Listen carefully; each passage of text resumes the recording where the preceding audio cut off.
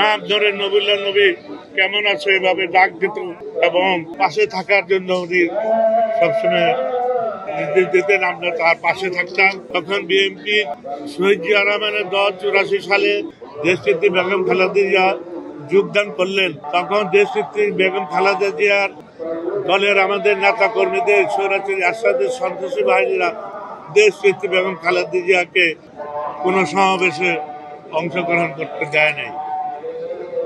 একদিন আমার মনে হয় দেশনেত্রী বেগম খালেদা জিয়া আমাকে নির্দেশ দিলেন, নবী তোমার যাত্রাবাড়ি এলাকায় শহীদ ফারুক রোডে একটা জনসমাবেশ করবে।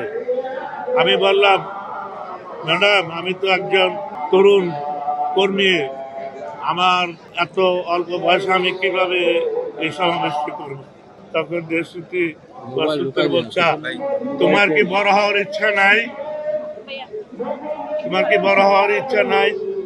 আমার পাশে কেউ না থাকো, তোমরা যারা ইয়ং ফোর্স আছো তারাই আমাকে নিয়ে তোমরা আগে বাড়বা। তুমি ওই যাত্রাবাড়ির এই সমাবেশে তুমি তোমার সভাপতিত্বে এই সমাবেশ হবে। তখন আমি গ্রহণ করে নিয়েছিলাম। সেই 84 সালে সারা বাংলাদেশে প্রথম জনসভা করলেন আমার সভাপতিত্বে, যাত্রাবাড়ির জনসভা দেশনেত্রী বেগম খালেদা। আজকে দেশনেত্রী বেগম খালেদা জিয়া আমি মনে করি উনি একজন কর্মী বান্ধব নেত্রী ছিলেন। উনি সবসময় ত্যাগী কর্মীদের নাম মুখস্থ রাখতেন এবং দূর থেকে